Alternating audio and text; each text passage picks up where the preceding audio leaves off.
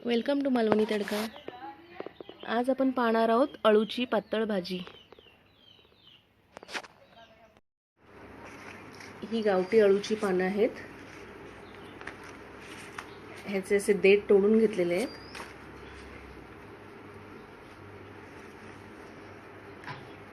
देठ असे सोलून घ्यायचे आहेत आपल्याला।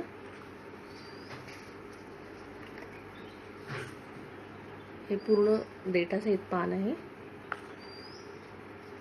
हे असं सोलून घ्यायचे देठ आपल्याला आणि मग त्याचे बारीक तुकडे करायचे आहेत आपल्याला। हे असे कापून घ्यायचे। ही पानं सुद्धा आपण जाडसर अशी कापून घेणार आहोत आणि नंतर कुकरला किंवा टोपामध्ये बॉईल करून घेणार आहोत। अळूची पानं इथे आपण स्वच्छ धुवून मोठी मोठी कापून घेतलेली आहेत। त्यानंतर इथे मी देठ पण स्वच्छ धुवून घेतलेले आहेत। कुकरमध्ये मी थोडेसे शेंगदाणेही टाकलेले आहेत। थोडंसं मीठ टाकलंय। यामध्येच आपण अशी धुतलेली पानं टाकून साधारण 2 ते 3 शिट्या करून घेणार आहोत।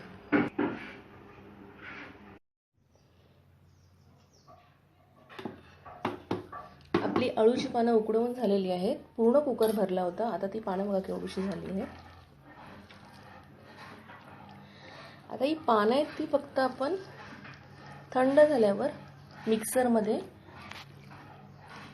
वाटून घेणार आहोत आणि देठ आणि शेंगदाणे तसंच ठेवणार आहोत। आपण हे मिक्सरला लावून घेऊ। अळूची पातळ भाजी करण्यासाठी आपण वाटण काढून घेणार आहोत। त्यासाठी मी इथे 4 मिरच्या, 7-8 लसणीच्या पाकळ्या, थोडासा कांदा घेतलेला आहे। हे थोडेसे धणे घेतलेले आहेत आणि ओलं खोबरं थोडंसं।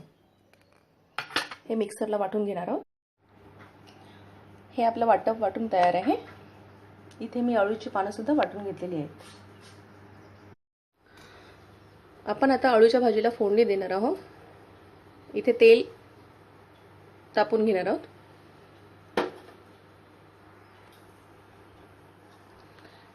तेल तापलेलं आहे।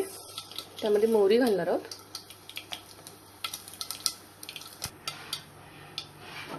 त्यामध्ये हे हळद आणि लाल मसाला घालणार आहोत।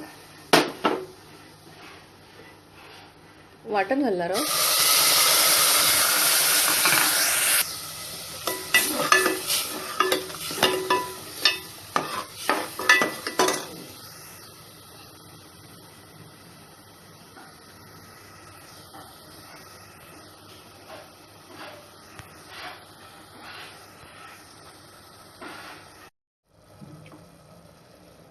आता आपण शेंगदाणे आणि अळूचे देठ उकडवून घेतले आहेत ते घालून घेणार आहोत।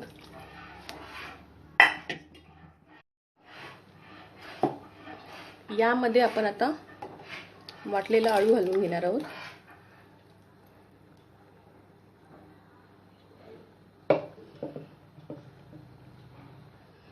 हे कोकम आहेत। अळूच्या पानांना थोडीशी खाज असते, त्यामुळे कोकम घालायचं, ती खाज निघून जाते।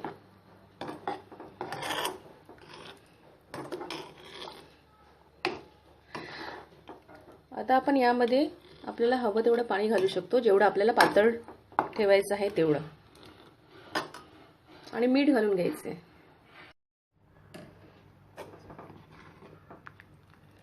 आपली अळूची पातळ भाजी तयार आहे।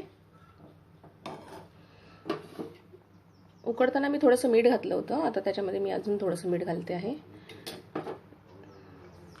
जर आवडत असेल तर थोडासा गूळ टाकला तरी चालेल। आपली भाजी तयार आहे। अळूची पातळ भाजी तयार आहे। ही भाकरी बरोबर, चपाती बरोबर किंवा नुसत्या भातावर सुद्धा खूप छान लागते। तुम्हाला जर माझी रेसिपी आवडली असेल तर लाईक करा, शेअर करा आणि सबस्क्राईब करा. थँक्यू.